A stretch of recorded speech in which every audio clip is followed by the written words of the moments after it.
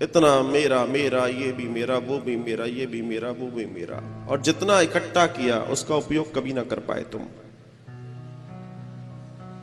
एक शोध कहता है आप जिंदगी में जितना कमाते हो उसका 20% भी आपके उपयोग में नहीं आता, आप उपयोग नहीं करते उसका। आप जितना पैसा कमाते हैं 5% से ज्यादा भी आप अपने ऊपर खर्च नहीं कर पाते पूरी जिंदगी में। और आपने अगर उसको सत्कर्म और सही जगह नहीं लगाया तो उसके बाद उसका क्या होता है ये भगवान जानता है। धन के 3 दर्शन दिए हैं, 3 दर्शन, भोग, दान या फिर नाश। या तो भोग लो या दान कर दो या फिर नाश हो जाएगा, तय मान के चलिएगा।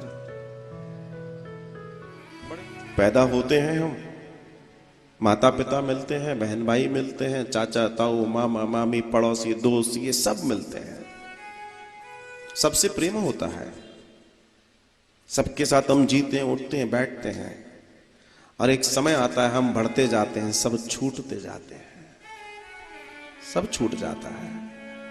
जिस शरीर को पाल पोस कर हम इतना मजबूत रखते हैं, जिसको अच्छे से अच्छा खाने को देते हैं, सोचते हैं इसको देसी घी का तड़का ही मिलना चाहिए, न्यूट्रिशंस वैल्यूज का ध्यान रखते हैं, क्वालिटी का ध्यान रखते हैं, अच्छा कपड़ा चाहिए, अच्छा मकान चाहिए, अच्छी सेवाएं चाहिए। सब किसको चाहिए? आत्मा को नहीं, शरीर को।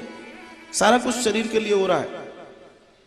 आत्मा निकलती है धड़ाम से नीचे गिर जाता है, किसी मतलब का नहीं।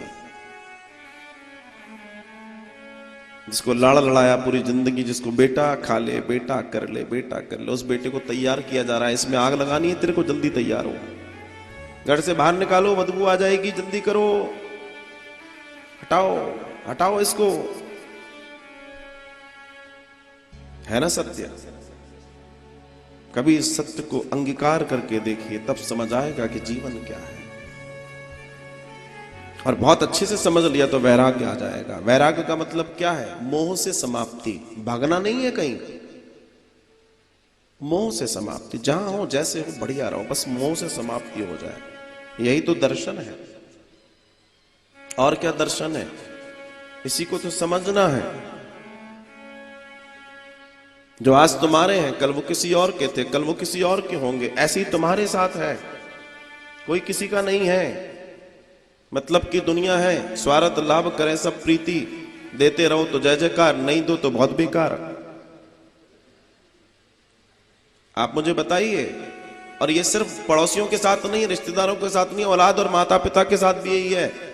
जिन माता पिता को अपने बच्चों से बहुत प्रेम है, असल में आपको बहुत आदर लगेगा कि माता पिता का तो कोई स्वार्थ नहीं होता। झूठ बोल रहे हैं, माता पिता का भी स्वार्थ होता है। स्वार्थ नहीं होता तो आंसू क्यों बहाते?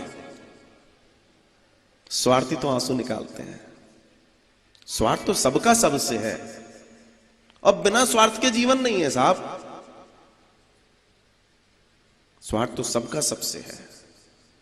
लेकिन एक बात जीवन में ध्यान रखिएगा, स्वार्थ ऐसा हो जिसमें सृजन होना चाहिए। औलाद अच्छी निकल गई, माता पिता गुणगान गाएंगे, कविताएं बनाएंगे, गीत गाएंगे, औलाद अच्छी निकल गई, बेटा एक रोटी और खा ले। और जो नालायक है, खाए खाए मर जाए, हमें क्या करना। गलत तो नहीं कह रहा हूं, अब बताइए। यही तो दर्शन है। पूरी दुनिया ऐसे ही चल रही है साहब। और अगर इस बात की सच्चाई जान लोगे ना तो ईश्वर का मिलना बहुत सरल हो जाएगा। ईश्वर का मिलना कठिन नहीं है, कठिन हम हो गए हैं। कठिनता हमारे जीवन में आ गई है। ईश्वर तो जहां था, जैसे मीरा को मिल गया बचपने में, नामदेव को मिल गया, विट्ठल को मिल गया, न जाने किस किस को मिला, आज भी मिल रहा है। हम कठिन हो गए। कठिन ईश्वर को पाना कभी नहीं था। वेद कहते हैं ईश्वर को पाना सबसे सरल है, मनुष्य की योनि प्राप्त करना सबसे कठिन है, वेद कह रहा है। कभी इस दर्शन में जरूर जाइएगा।